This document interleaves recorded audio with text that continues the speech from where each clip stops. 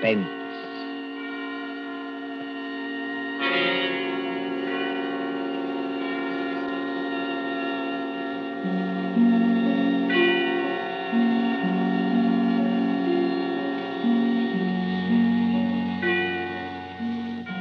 The hushed voice and the prowling step in the dead of night.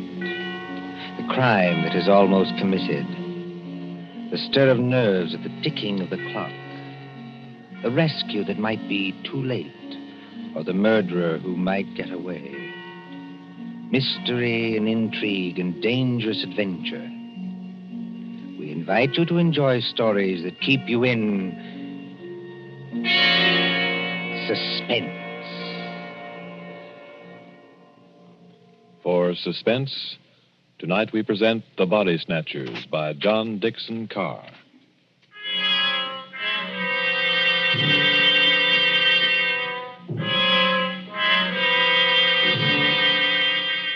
Beware of the body snatcher who prowls after dark. Beware of the graves he robs. Beware of the murders he commits to provide new corpses for the doctors. Up to the year 1832, the body snatchers terrorized England. According to the law, only 4 bodies a year could legally be supplied to the surgeons for anatomical study. And even these were a monopoly granted to the Barbers and Surgeons Company of London. But the study of surgery had to go on. In hundreds of medical schools all over England, perfectly reputable doctors were compelled to buy bodies and ask no questions. In 1828, burst the scandal of Burke and Hare, who found grave robbing too slow and murdered 16 persons in order to supply Dr. Knox of Edinburgh. And so, out of basic good purpose, sprang the evil of the body snatcher.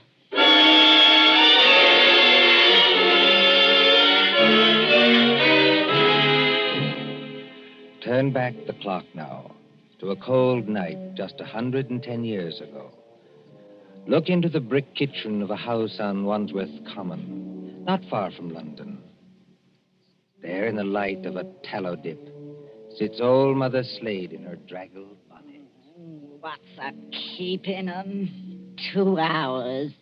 2 mortal hours by the Dutch clock. And they're not here yet. Mother Slade? The graveyard not half a mile off. And once I thought I heard church bells ring. And once... Mother Slade, did you call? No, my girl, I did not call. But I thought I And heard... what are you doing up at this hour, my girl? I was only locking up, Mother Slade. Ain't it enough to have taken you over from a good-for-nothing mother, not worth the gunpowder to blow her up? Please, Mother Slade. And given you a good home? And brought you up practically like a lady? With only the housework to do? I'm sorry, Mother Slade. Only I wish you wouldn't talk like that about me own mother. And what do you do, Peggy Lester? You stop up until this hour. You mislay me snuff box 20 times a day. I was only going to say I thought I heard a horse and cart in the lane. In our lane? Yes, Mother Slade. There it is now. Yes. Easy, my dears. Drive easy with the merchandise. The doctors don't like it if you bump the merchandise. Merchandise, Mother Slade? What's that? I'll tell you what it is, my girl. I didn't mean anything, Mother Slade. It's your Uncle Matt and your cousin Rob are coming home from their business. That's what it is. You hear that, Peggy Lister? I didn't mislay your snuff box. It's on the table. And if you don't want me to take my fingernails to you instead of a strap, you get on up to bed this minute, do you? Yes, Mother Slade. I'm a-coming, my dears. Don't be impatient. I'm a-coming. Nasty dim light this candle gives. Oh, old Mother Slade has got the rheumatics so cruel she can hardly move. Just pull back the bar, open the door. Well, Matt, did you get it? Did we get it? Strike me blind, but that's a good one, ain't it, Rob? Stir the gad, can't you? Get inside and close the door. They ain't after you. Ain't they? Can't you hear anything? I thought I heard church bells. More like a perishing funeral bell, if you asks me. Take it easy, Rob. Take it easy. We've shaken them off. Have we? I wish I was as certain as some people. The spades and sack is still in the cart. Let 'em stay. Who's a-coming to find 'em? Then you didn't get it after all, you six-skull pair. Now, don't you start a-blaming us. Now, you shut your potato trap, Mother Slade, or Matt'll make you shut it. What happened? I'll tell you what happened. We was too quick, that's what. The girl was only buried this afternoon. The sooner the better, my dear. What's the good of the merchandise if it ain't fresh, eh? You hold your noise and listen. We left the horse and cart outside, like we always do. We creeps up to the lich gate of the churchyard. Walk softly, Matt. Walk softly, Rob, in your oily beaver hats and neckcloths, under the starlight and the white frosted elms. Take care of the graves, too. Spring guns may be set in some of them to protect the dead from marauders. And if the coffin is one of those new iron ones, all your labor will be in vain. Open the gate softly. Don't make such a bloody row with them shovels. I can't help it. I'm loaded down with all this stuff. Oh, and who'll do all the work when we do get there? I will. Matt, Aye? listen. I can't hear nothing except your teeth are chattering. Matt, there's other people besides us in this here churchyard. Aye, 200 or 300 deaders. But they won't bother us. I means living people. Don't talk soft. Somebody's got a dark lantern. I seen it flash past the gravestones. Oh? Where? Can't you see it now? It's a-coming straight toward us. Yes, I see him. Come on. They've seen us, Matt.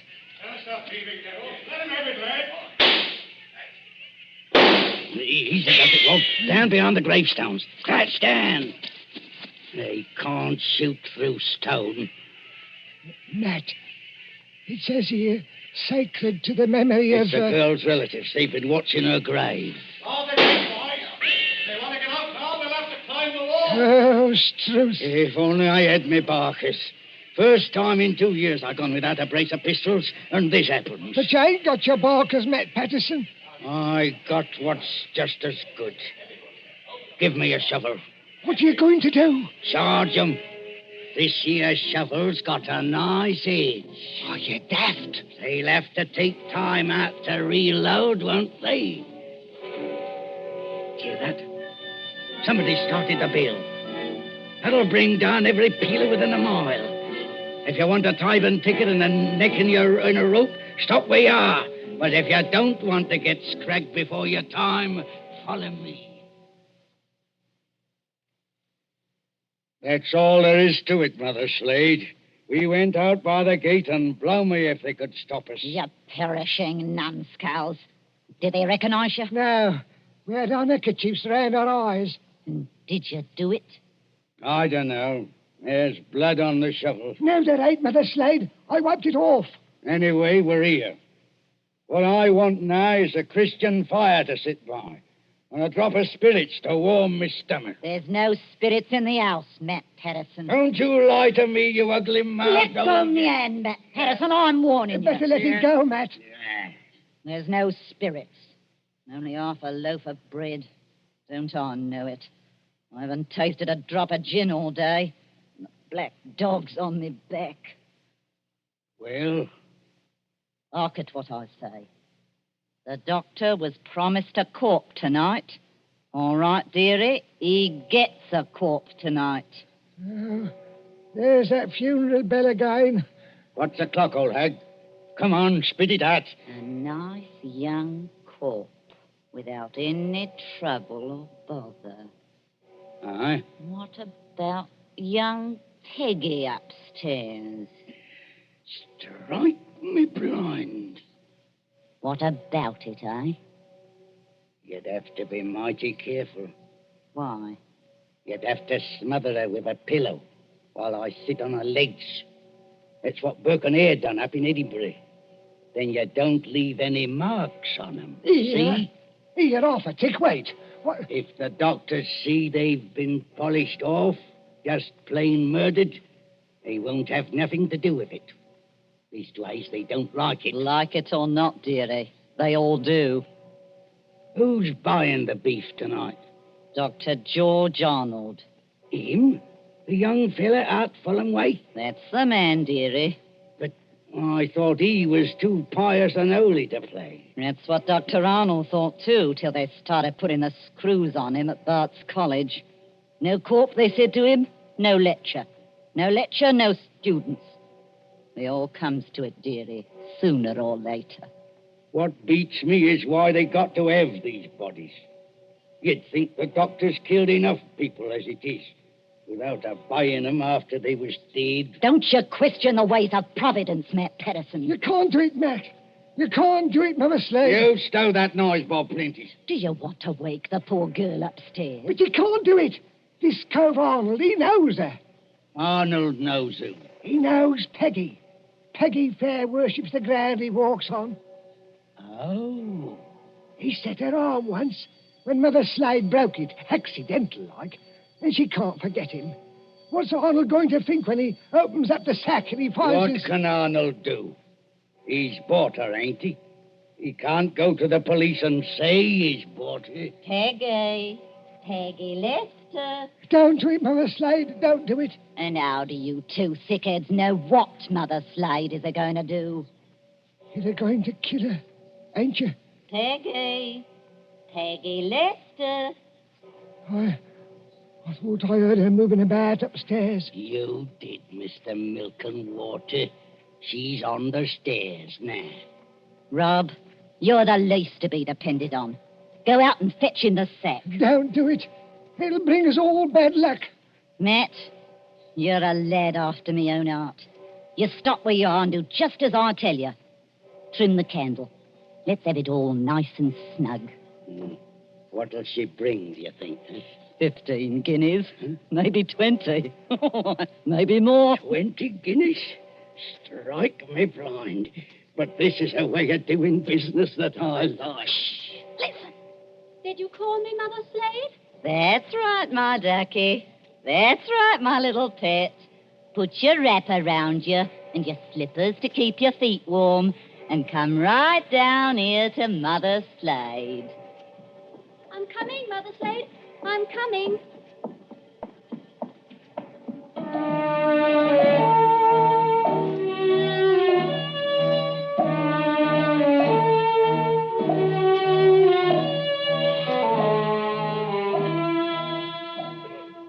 Who in those times would be a surgeon and still be an honest man? At that drugged hour of the night, look into the sitting room of a spacious house. Many candles are still alight there, though they have burned down nearly to their silver sockets. There is Chinese paper on the walls and a turkey carpet underfoot. In front of the fire, now almost out, sits Dr. George Arnold with his bottle green coat and heavy hair.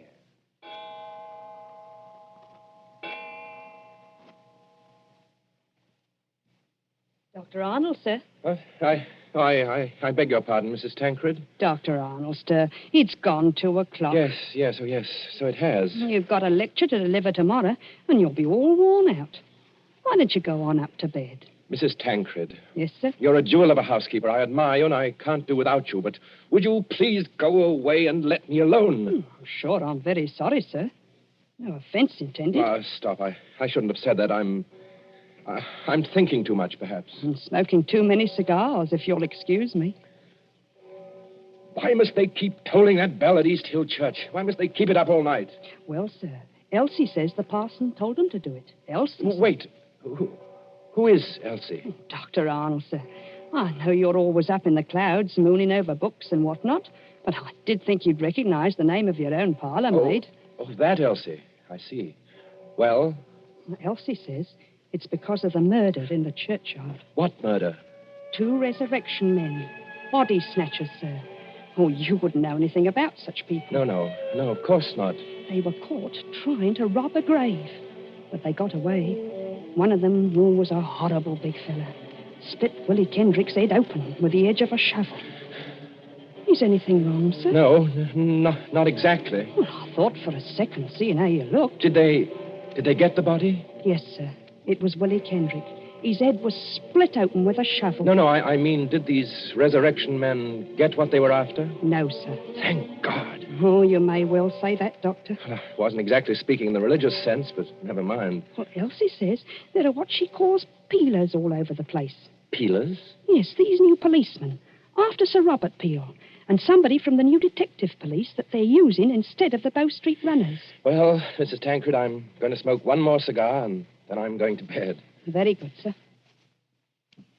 You see, sometimes you give orders, then it's too late to recall them. Whatever the medical practice is, you can't look your conscience in the face afterwards.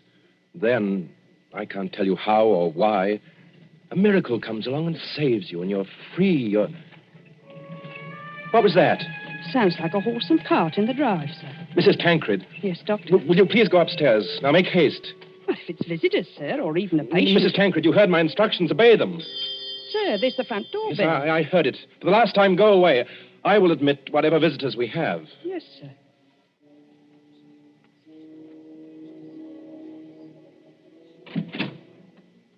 Good evening, dearie. Oh, come into the sitting room here, Mrs. Slade. La, sir. Just call me Mother Slade. You don't hardly seem natural or friendly to hear anything else. It's a pleasure to curtsy to you, Doctor. Coo. What a lovely room. I suppose... Your candles is going out, though. One by one. Poof. Then you'll be in the dark. I suppose you've come to report failure. Failure, dearie? I understand you didn't get what you went after. Bless you, dearie.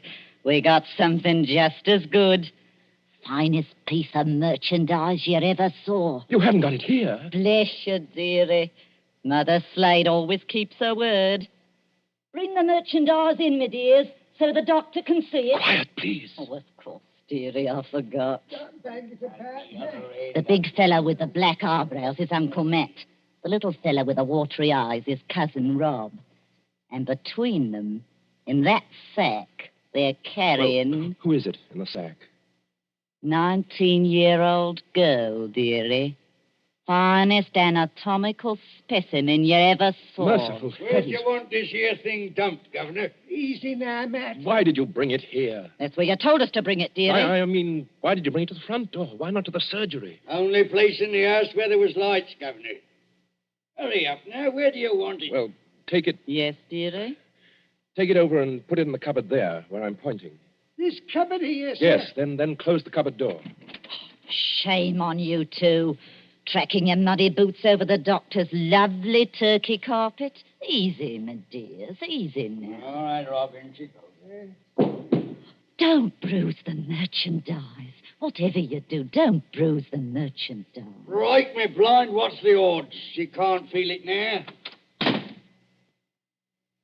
There's your body, Mr. Sawbones. Now, let's see your money. Well, just one moment before I give it to you. There ain't no itch in this, is there? Better not be. No, I made a bargain with you, and I'll stick to it. Thank ye.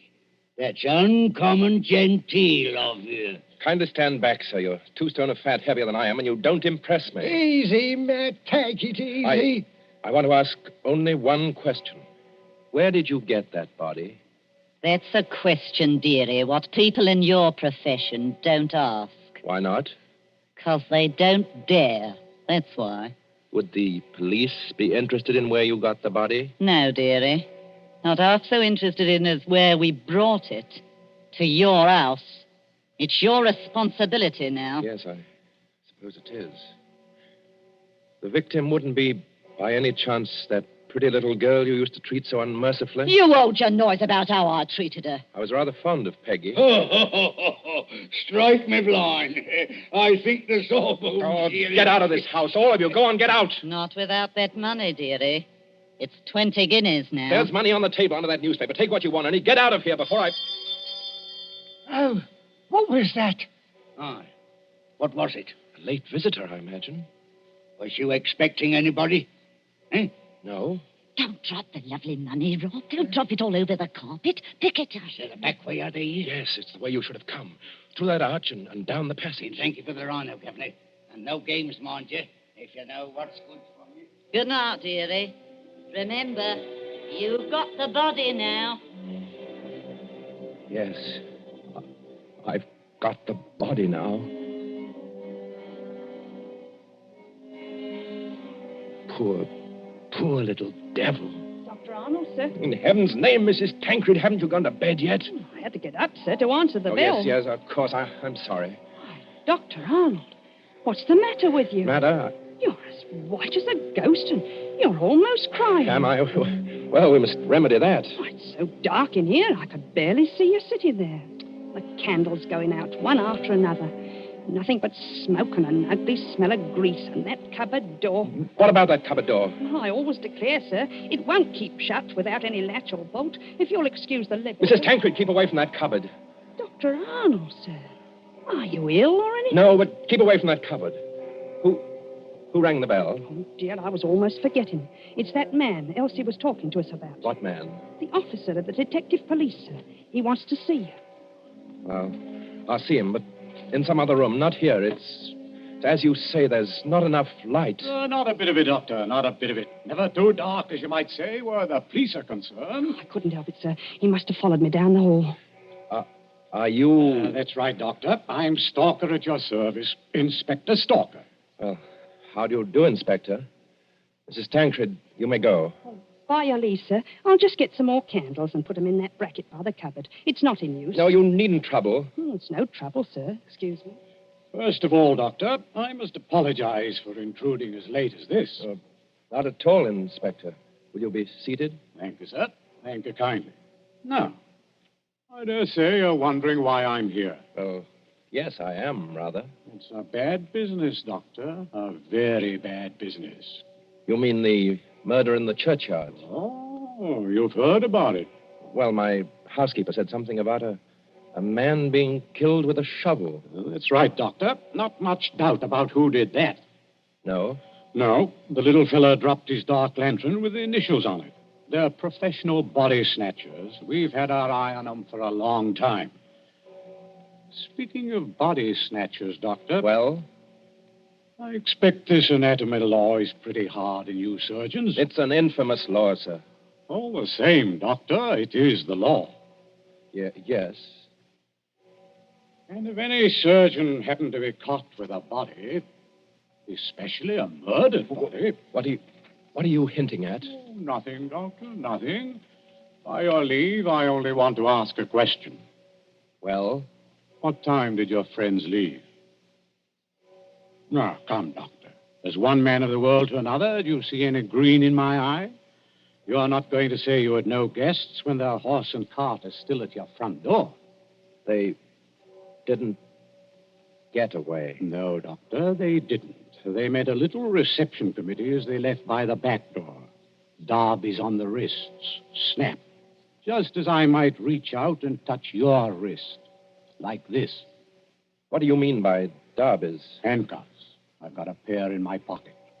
Gags into their mouths. That's to keep them from biting. Look, do we have to go on with this? You already seem to know everything I could tell you. Not exactly everything.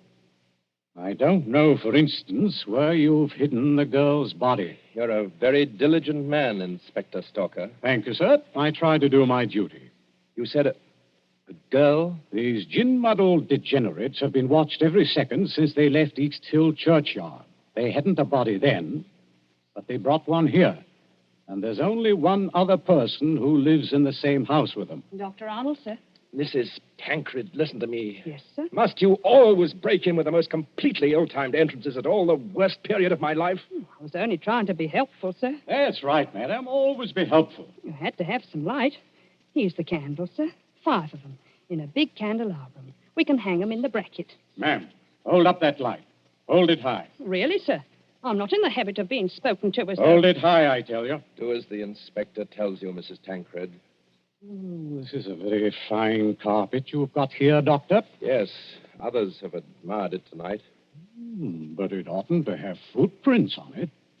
Muddy footprints.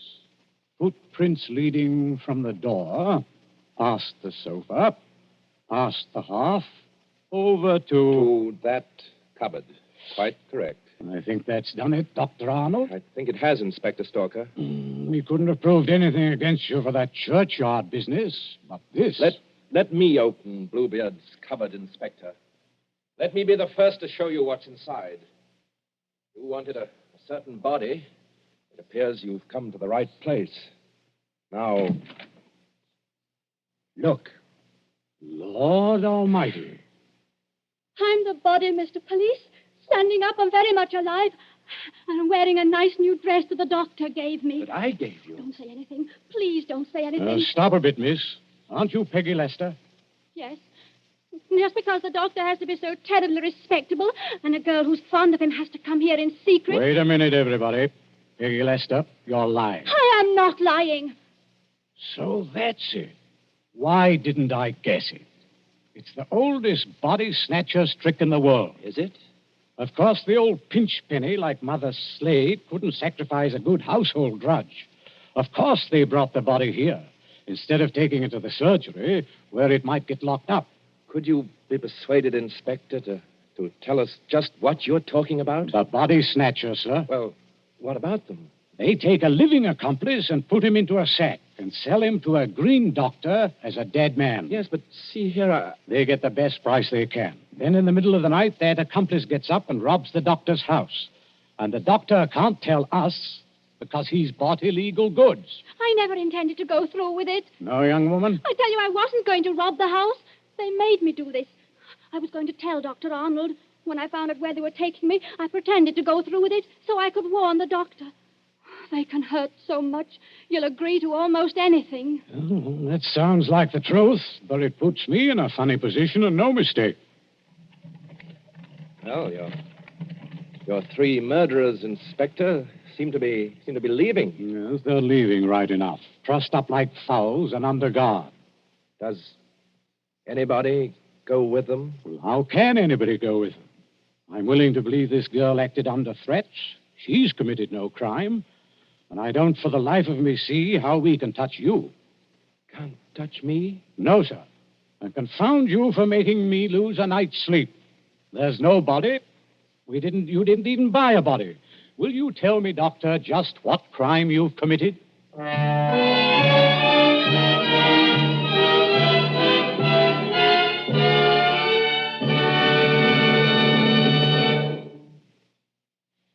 And so ends The Body Snatchers, a story of London at midnight, 100 years ago. And tonight's story of Suspense.